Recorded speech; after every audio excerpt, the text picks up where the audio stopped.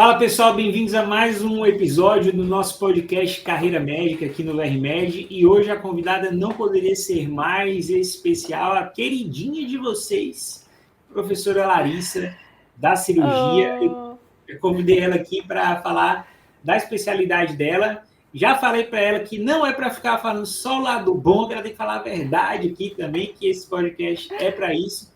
Lari, muito bem-vinda, obrigado pelo convite, pela oh, presença. obrigada eu pelo convite. Estamos aí, né, para falar da que todo mundo ama, da que todo mundo mais gosta, cirurgia geral. Olha, não se contaminem por Larissa, que ela é muito apaixonada por cirurgia. Vocês têm que fazer uma análise fria da especialidade. Estou aqui para ser o advogado do diabo, tá? Para fazer o contraponto.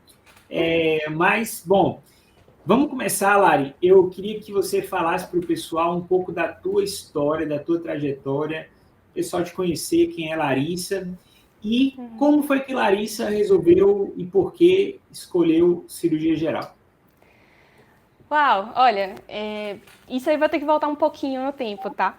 Quando eu era criança, eu lembro muito bem, assim, do momento em que eu decidi ser médica. E eu era pequenininha, eu tava naquele intervalo da escola que passava Dragon Ball Z. Eu lembro o episódio de Dragon Ball Z que tava passando.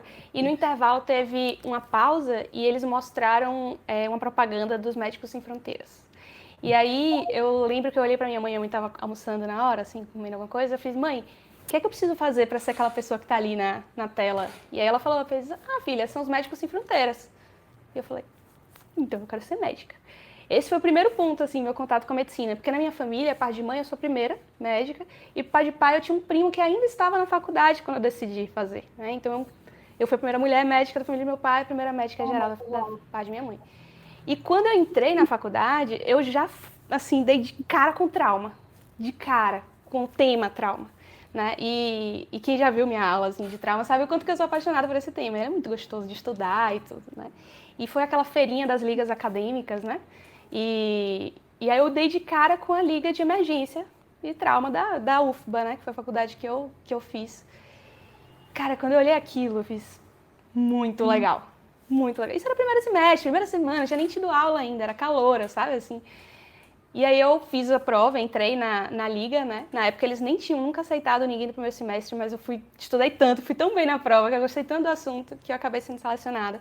E foi uma baita experiência para mim, né? Foi meu primeiro contato, assim, com a ideia, não da cirurgia em si, mas da emergência, daquela coisa, daquela adrenalina, daquele negócio de vamos lá resolver e salvar e mudar o mundo, e sabe aquela coisa assim, meio megalomaníaca que a gente tem? Então, e aí, durante a residência, eu comecei a ter ou durante a faculdade, eu comecei a ter um pouquinho mais de contato com o que seria a residência, né? E, João, assim, tem uma coisa que é muito certa. Eu rejeitei muito a ideia de fazer cirurgia quando eu comecei a conhecer os cirurgiões. Por quê? E aí, eu acho que a gente é mais ou menos na mesma época de formação, sim, então talvez você concorde comigo.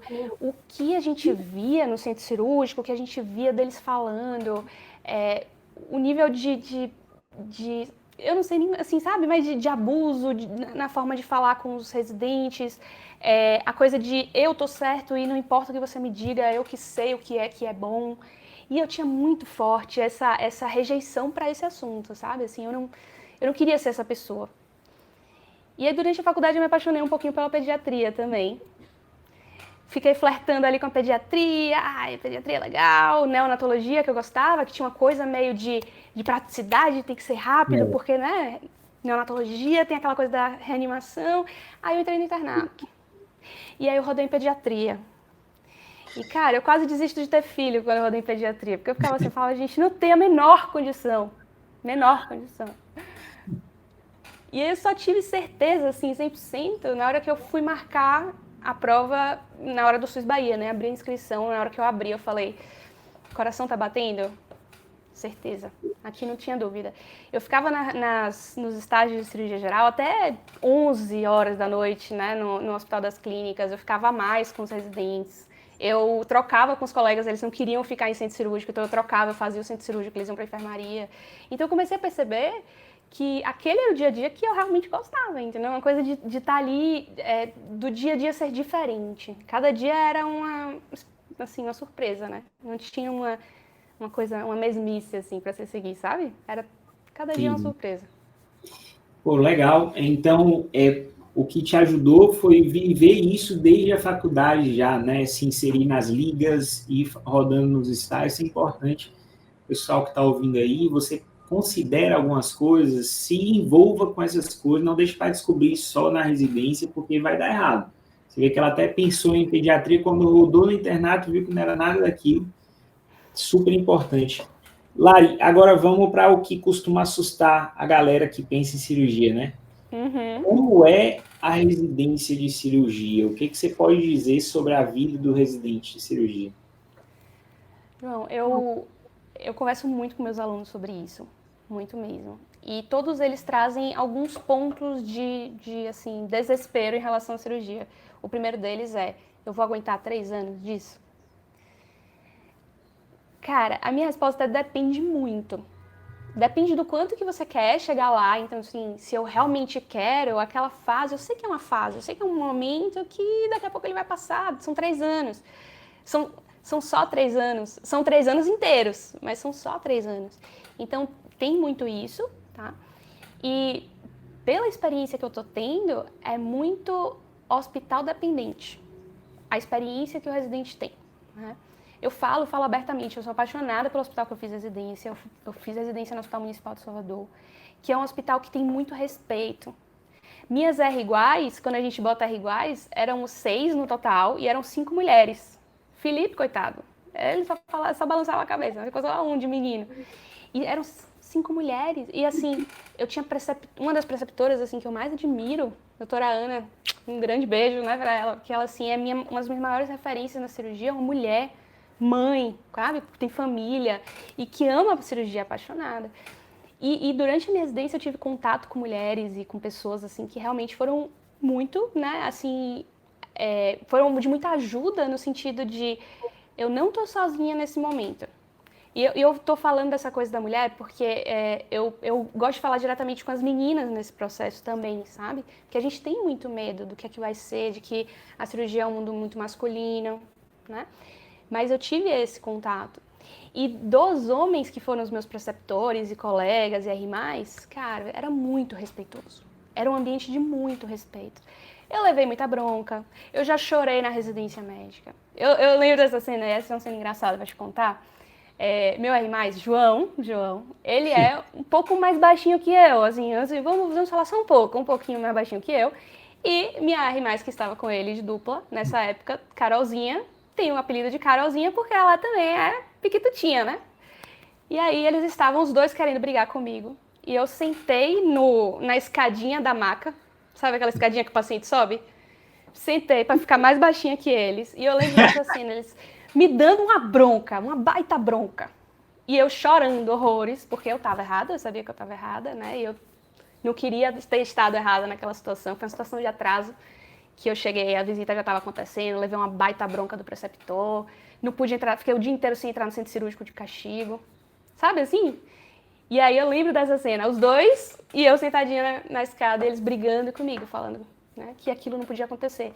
Mas mesmo nesse momento, você vê que eu falo disso dando risada, não foi uma coisa de trauma, porque o ambiente era um ambiente de acolhimento, era um ambiente de companheirismo, sabe? Era um ambiente de respeito.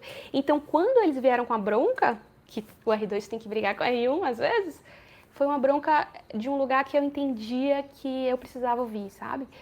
Mas se você faz uma residência que já é longe de casa, muita gente se muda para fazer, uma residência que não tem esse ambiente de respeito, de escuta, sabe? É muito mais difícil.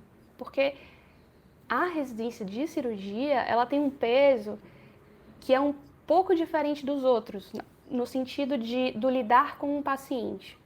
Um erro no centro cirúrgico é um erro que pode culminar, né, com um fator grave de uma morte mesmo, né? Então, a gente sente esse peso da responsabilidade se eu errar, esse erro pode fazer um desfecho muito desfavorável para o paciente. E como a gente lida com muito paciente, por exemplo, com câncer terminal, pacientes de trauma grave. Quando uma pessoa vai fazer uma cirurgia, aquela cirurgia ali é o último recurso. Ninguém acorda hoje, poxa, nossa, acho que eu quero tirar minha vesícula, meu apêndice, ou eu... Ninguém acorda com isso. Então, para o paciente é o último recurso. E quando você começa a perceber isso, ainda enquanto residente, vem também esse peso da responsabilidade, sabe? Que tem também, obviamente, médico tem esse peso em todas, mas que são medidas diferentes que a gente precisa aprender a lidar. Então eu acho que tem os dois lados, assim, a residência de cirurgia geral, ela exige um preparo emocional, uma estrutura, assim, da pessoa que é maior quando a gente compara com algumas outras residências por conta disso, porque a morte, ela é mais próxima da gente. Eu já perdi muitos pacientes, assim, e o fato de que a gente é limitado, sabe, assim, é limitado. Eu só posso ir até aqui, cara. A partir daqui tem outras coisas que estão envolvidas, né? Que a gente não pode fazer. Entendi. Agora, fora o teu mundo cor-de-rosa do Hospital Municipal, geralmente a residência de cirurgia geral é essa maravilhinha toda aí, ou como é que é geralmente? Olha, o que eu tenho visto, agora eu tô morando em São Paulo, né? Eu vim de Salvador para São Paulo e eu tive contato com alguns residentes de algumas faculdades, né? Algumas universidades. Então eu conheci o pessoal da USP, né, do HC, eu conheci o pessoal do ABC Paulista, né, da FMABC, e eu conheci o pessoal da Unifesp, assim, mais de perto, enquanto residentes. O que é que eu posso dizer? A USP é a mais... qual é a palavra? Me ajuda aí, João. Mas é a mais... eu esqueci a palavra. Mas, assim, é a de mais tempo no mercado, né? Aquela que tem mais estruturação de como as coisas acontecem, protocolos mais bem estabelecidos, cada um sabe o seu exato papel. Então, na USP, o que eu sinto o R1, ele sabe que ele vai fazer papel no R1. E aquele é o papel do R1 na USP, né, especificamente. No R2 ele começa a operar. No R3 ele está operando muito mais. No R+, quando ele for fazer a sub dele, aí é tudo dele, ele opera tudo. Mas o menino que entra na USP, ele sabe disso. Né? A USP tem uma hierarquia bem estabelecida. Então, o interno fala com o R1 fala com o R2, o R2 fala com o R3. Mas, em momento nenhum, assim, hoje em dia, nessas 3 universidades que eu vi, eu senti algo de abuso, assim, sabe? Muito pelo contrário. Os meninos da Unifesp, que estão no hospital que eu trabalho, no Hospital do SUS aqui em São Paulo, eu tô com eles lá e, assim, você vê que a relação entre R1 e R2 é uma relação de muita amizade, no sentido de, poxa, tem uma cirurgia muito legal para entrar agora, aí o R2 vira para R1 e faz, não, pode ir que eu cubro você aqui na emergência, pode ir para cirurgia, não tem problema não, essa eu já fiz. Ou vice-versa, sabe? Então, a sensação que eu tenho é que tem uma geração diferente agora, tá? Legal. Isso nos que eu conheço, tá? Agora, se a gente vai para outros lugares, aí eu já não consigo, assim, dar tanta...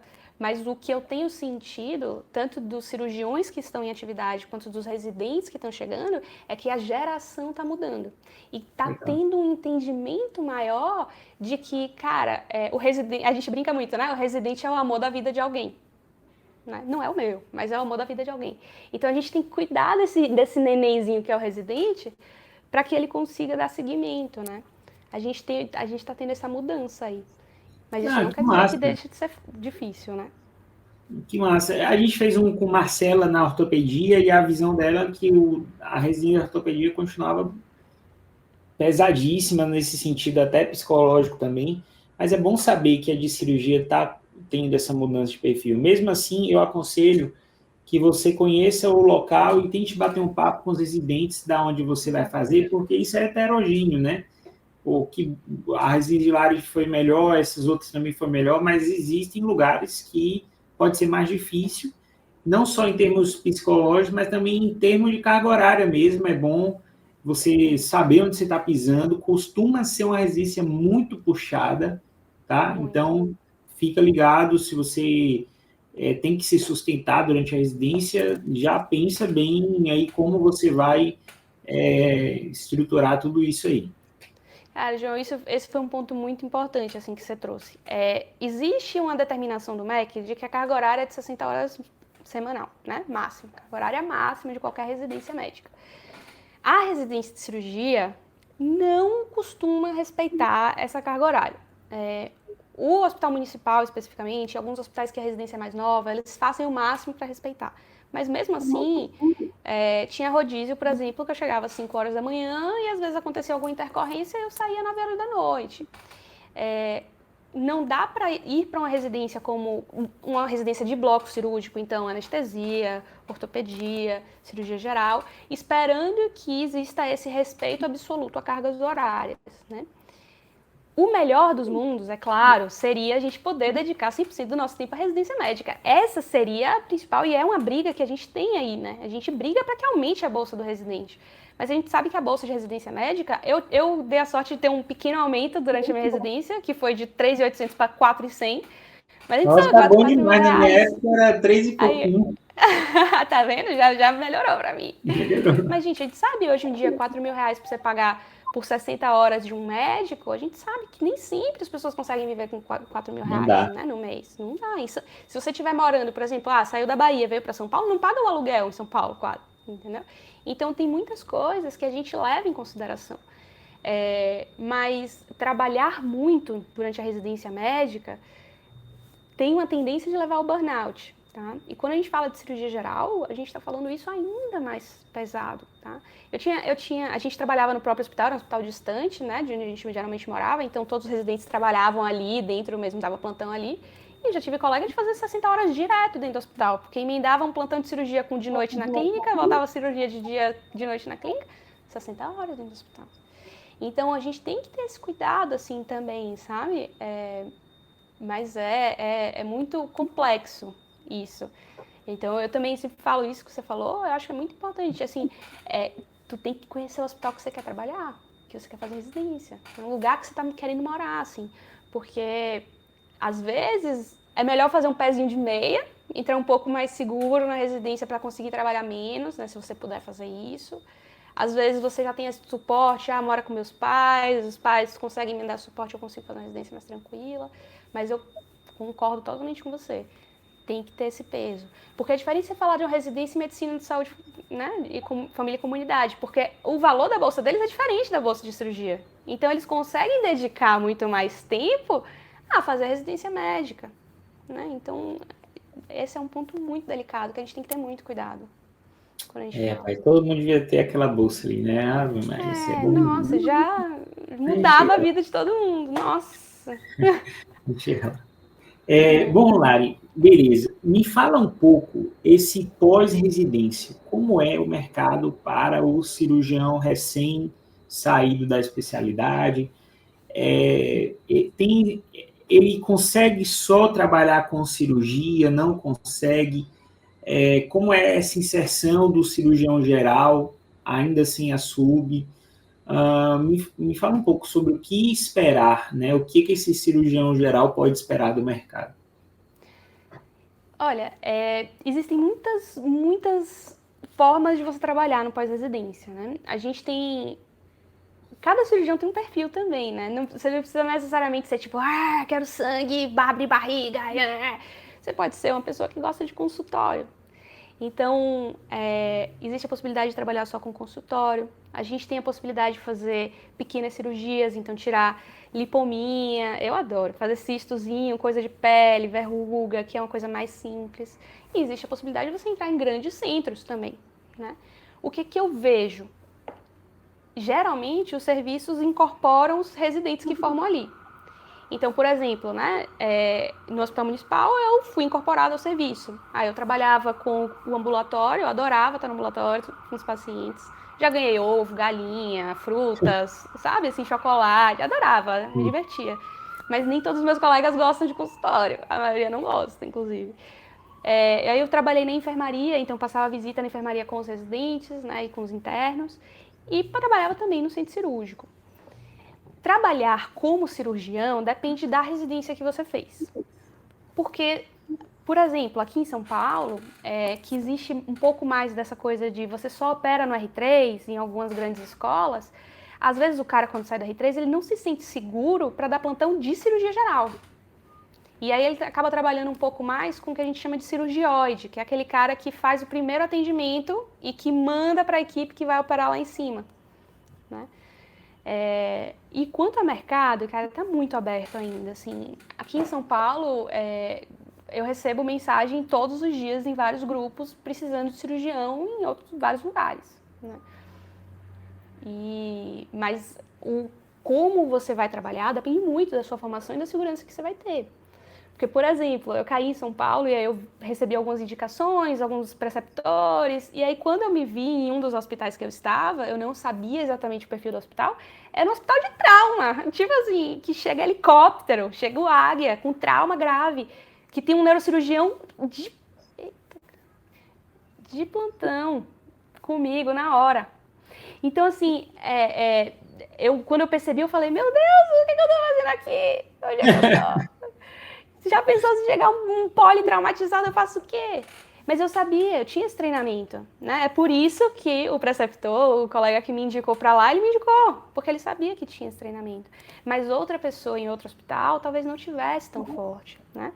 E eu vejo muito forte isso nos meninos da Unifesp e do ABC também aqui. Eles saem com muita segurança de operar essas a gente chama de bucha, né? Assim, na Bahia a gente chama de bucha, esses problemas grandes, né?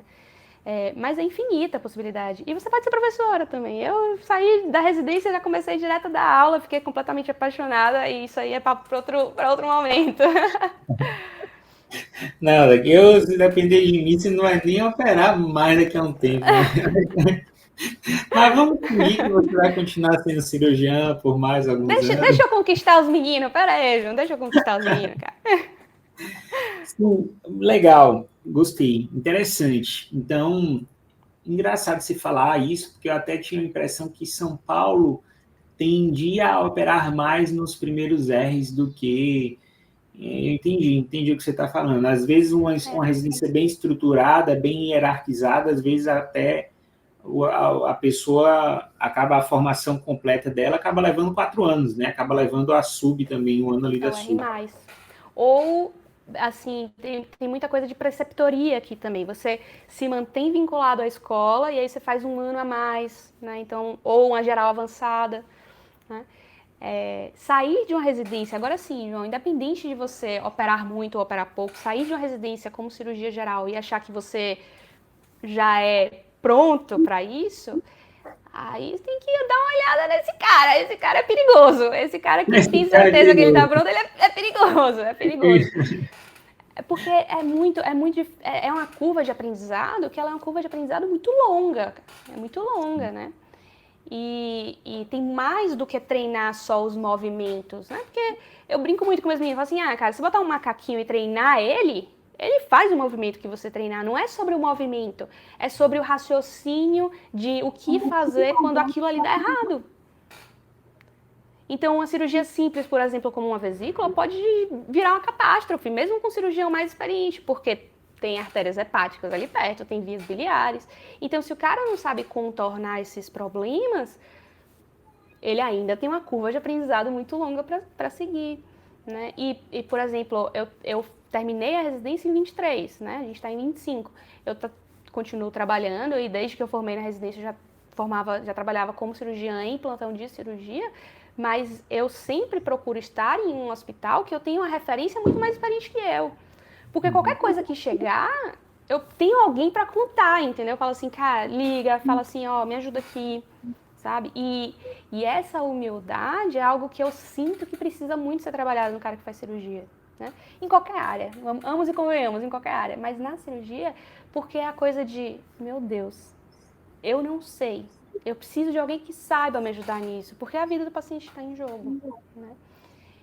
Então a gente tem uma curva de aprendizado muito longa, tá? Não tô encorajando aí, vai um R3 assistir, você vai falar assim, pô, eu vou pro centro de trauma, então, não é isso, calma lá. Mas é entender que você tem várias opções quando você forma. E a melhor delas é sair da residência, vai para um lugar que você tenha suporte. Porque ainda vai levar um tempo até você, tipo assim, ó, resolve tudo. E mesmo assim, perigoso. Lari, para resumir, assim, pontos fortes e pontos fracos da especialidade, o que você diria que são as melhores e as piores partes de ser cirurgião? A melhor parte é não ter que lidar com clínica médica, né? Vamos e convenhamos, vamos ser sinceros aqui, João, vamos ser sinceros. Não tem esse negócio de clínica médica. Não tem. Mas para mim, cirurgia tem o mesmo defeito de clínica que é passar a enfermaria. Deus me livre, passar a enfermaria, tô fora. Cara, mas vou te falar, vai passar enfermaria de cirurgia, tá? A gente faz movimento de e aí, ó, tá tudo bem? Tá de boa? Então, ó, tchau. É 1, 2, 5. Tá legal? Tá de boa, né? E vai pra casa. Cirurgia é rápido. É um movimento rápido. Porque quando a gente pensa no fluxo pós-operatório, aquele paciente é super rápido. A gente tem casos muito complexos, tá? Mas a complexidade dos casos de cirurgia é qual a técnica cirúrgica mais legal pra gente conseguir resolver essa situação, entendeu? Não tem aquela fosforilação toda da clínica de ficar horas discutindo o diagnóstico e no final ser outro, entendeu? Então a cirurgia papum, resolve, né? E eu brinco muito, né? Assim, Julinha, ó, um grande beijo pra você, viu? Mas o cara que tem pressão alta, ele vai usar remédio o resto da vida, cara. O resto da vida não tem jeito, vai ter que usar. Até inventarem alguma coisa que mude aí, vai usar. A cirurgia não. Cara, tem hérnia, a gente corrige, pronto, ó, vai voltar a jogar bola, meu filho, entendeu?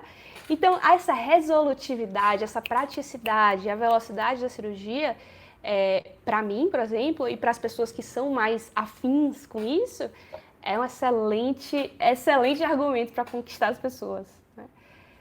Quando eu penso no ponto negativo, eu penso assim, são cargas horárias exaustivas, mesmo quando você sai da residência, porque você tem que dar plantão, às vezes até você conseguir trabalhar com eletivas, é muito tempo, não é um tempo tão curto, porque você precisa da curva de aprendizado ali, você precisa criar a sua base de clientes, né?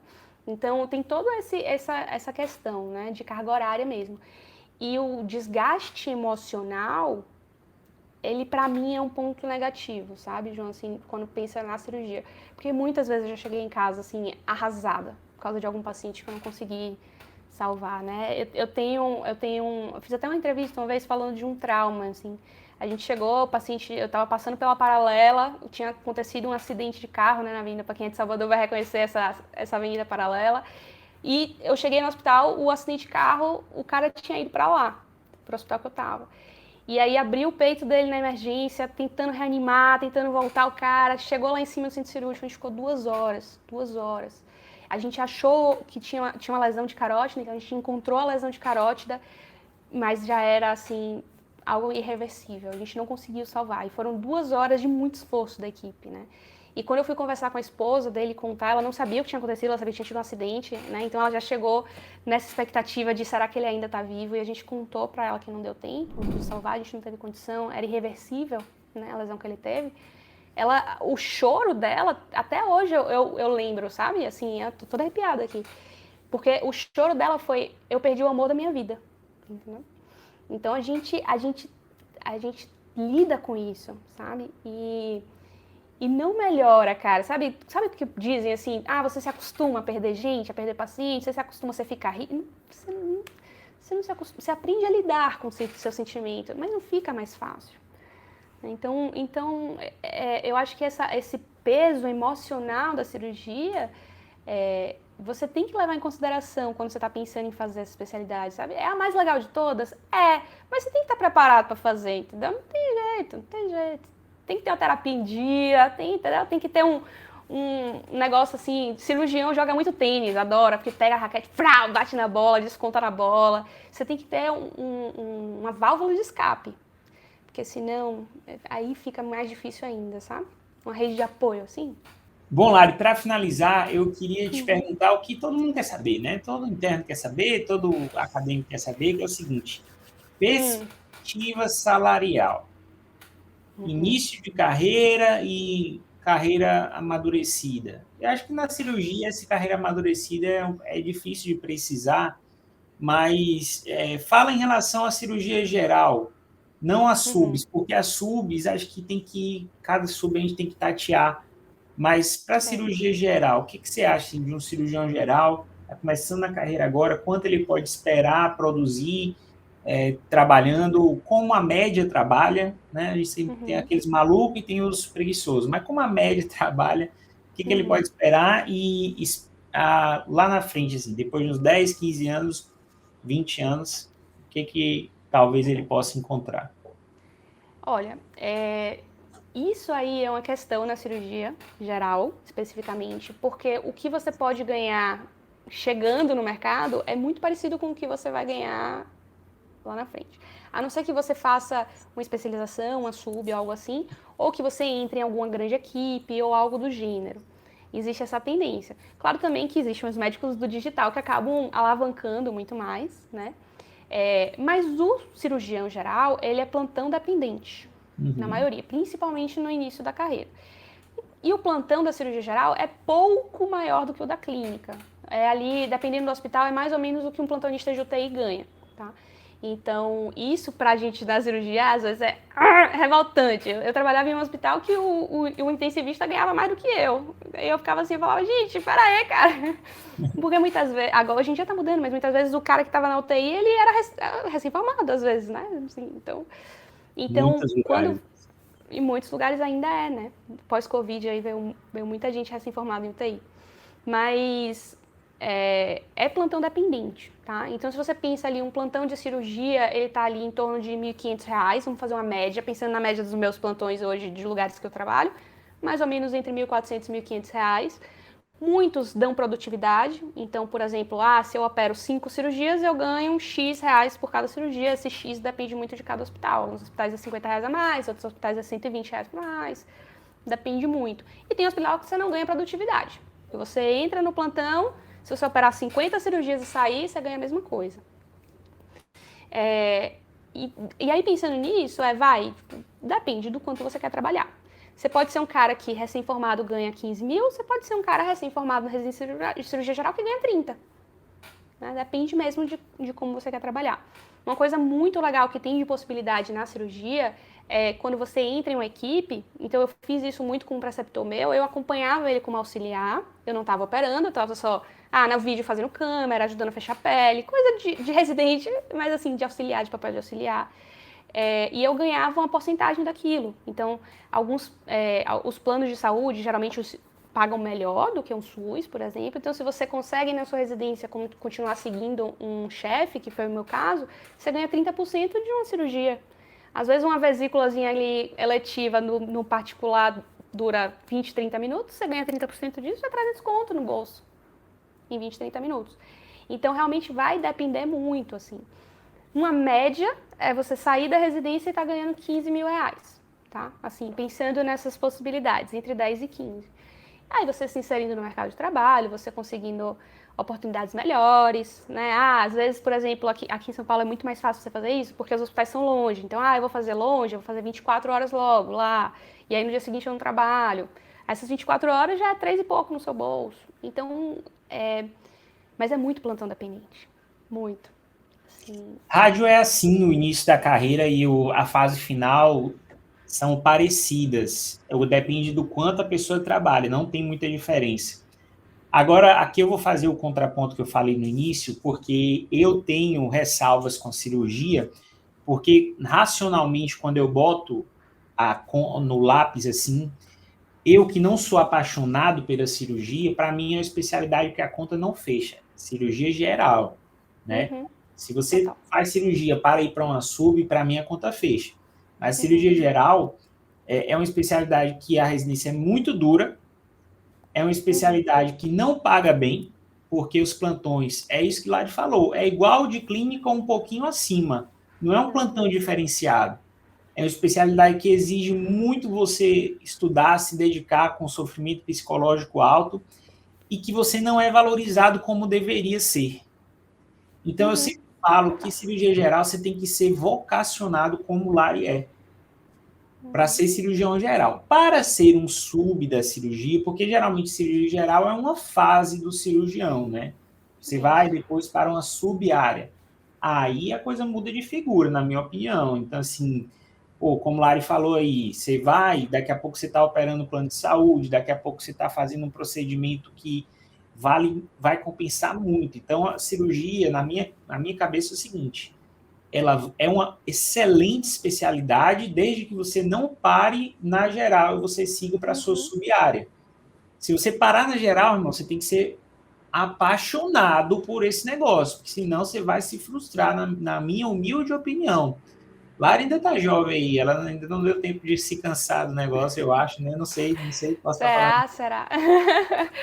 É, Cara, a gente... mas já Desculpa, João, faço pode... cirurgia pensando, eu particularmente, dois tipos de pessoas para fazer cirurgia. Pessoa que é apaixonada, faça. Você não vai ser feliz em mais nada. A pessoa que é mais racional, que não tem uma grana, não morre de amores, pense qual é a sub que você quer. Porque se você não se identifica com nenhuma sub da cirurgia, você não vai se identificar com a cirurgia geral. Entendeu? Mas, assim, dito isto, eu tenho que dar o braço a torcer para a Lari, que eu concordo que cirurgia é a mais legal de todas. Vai, vamos! Não quer dizer que é a que eu considero a melhor. É a mais legal. Eu não acho a Mas é melhor. mais legal. Até É verdade. porque, né? Eu acho. Pra ficar vendo barriga na tomografia, entendeu? É muito mais legal ver barriga, cara. Muito Eu mais legal. falei aqui os prós e contras da rádio, a galera. Para mim, só tem um contra da rádio. O podcast não é de rádio, tá? Mas Lá vai ele, lá vai ele. o contra da rádio é que as pessoas estão com medo da IA. É o único contra. Então, fora isso. Não, e ó, eu tenho vários problemas com o GPT, sérios problemas. Eu me irrito muito com ele. Mas ele nunca vai operar uma pessoa, entendeu? Tipo assim, vai ter que ser sempre um cirurgião ali na frente. E que dar o braço Por mais que chegue robótica. João, tem uma coisa que eu falo muito com meus meninos, é assim, se você é apaixonado por cirurgia e não gosta de mais nada, cirurgia é uma excelente escolha. Mas se tem alguma outra coisa que chama a sua atenção, tem que ser muito bem pensado. Entrar na residência de cirurgia achando que você já sabe sua sub, tem uma expectativa, tem sabe assim, uma coisa, mas é completamente mutável. Eu me apaixonei por cirurgia pediátrica, depois eu pensei em cirurgia vascular, depois eu pensei em cirurgia plástica. Assim, é muito mutável. Você tem que viver mesmo a especialidade para escolher, né? Eu concordo com você. Eu acho que a pessoa tem que realmente entrar em geral para se especializar. Às vezes especializar em dar aula, né? Assim também, tudo bem também. Não tem problema. Mas tem a melhor especialidade de todos, tá? Ser professor. E tem uma coisa, eu tenho um grupo de amigos, né, que tá fazendo prova agora, e ontem uma amiga mandou uma mensagem no grupo, fez assim, gente, eu agradeço a Deus todos os dias, porque toda vez que eu fico um pouco mais preguiçosa nos estudos, eu me estresso no plantão de cirurgia geral para saber que eu não quero mais essa vida. Eu não quero essa vida mais. Ela tá estudando a plástica. Então, o motivacional maior dela é o estresse que ela passa com a geral. Porque é isso, sabe? Assim, é você olhar pro lado, para um cara que formou tem muito menos tempo que você, e às vezes ele tá ganhando mais que você. Ele não tá se divertindo tanto, que é muito mais legal. Mas, assim, ele tá ganhando menos. Então, esse alinhamento de expectativa tem que acontecer. Por isso que é muito importante, sabe? Assim, eu cheguei para uma preceptora, quando eu estava pensando em fazer cirurgia pediátrica, eu estava entre pediátrica e vascular, eu cheguei para duas preceptoras, né? Uma amiga e uma preceptora. Eu fiz assim, quanto é que você ganha hoje? Quanto é que você trabalha? Quanto é que você ganha exatamente? Tipo assim, fala para mim, assim. E aí ela me falou, o valor que a cirurgiã pediátrica falou era muito discrepante do que a cirurgiã vascular falou. E eu falei assim, uau, cara. Porque a cirurgia pediátrica é muito sobreaviso. Então, ela, na ponta do lápis, ela trabalhava todos os dias, em todos os turnos, porque ela estava sempre sobreaviso em algum lugar. E o cirurgião vascular, não. Ele pode fazer uma carga horária mais flexível, porque ele ganha muito mais, por plantão, especificamente. Então, é isso. Alinhar expectativas. Temos que trazer seus amigos subespecialistas para a gente fazer um podcast de cada sub da cirurgia. Combinado. Já vou mandar o convite para todo mundo. Então, ótimo. E é bom talvez você participar, né? Se você estiver disponível, porque você vai saber fazer perguntas melhores, né? Mais legais para quem é da cirurgia mesmo. Acho super legal. Obrigado demais, foi massa, foi muito bom. Que bom que você veio aqui, abriu o coração aí, a gente esclareceu para a galera. Eu acho que quem assiste esse podcast e não entendeu o que é cirurgia e se cirurgia é para você, precisa melhorar. Melhora. Acho que me manda uma mensagem que eu te convenço. Se a dúvida é essa, manda DM. Se mandar mensagem para a Larissa, ela realmente vai te convencer, tá? Cuidado com isso. É apaixonante demais, cara. João, obrigada pela oportunidade. É sempre um prazer estar junto. E espero que os meninos tenham ficaram um pouco mais claros aí no caminho de seguir. E se não tiverem, é para isso que a gente está aqui, não é mesmo? Com certeza. A gente está aqui para E orientar. se vocês ficarem com saudade de Larissa, não fiquem com saudade. Tem aula de Larissa aqui no canal e vai surgir muito mais ainda.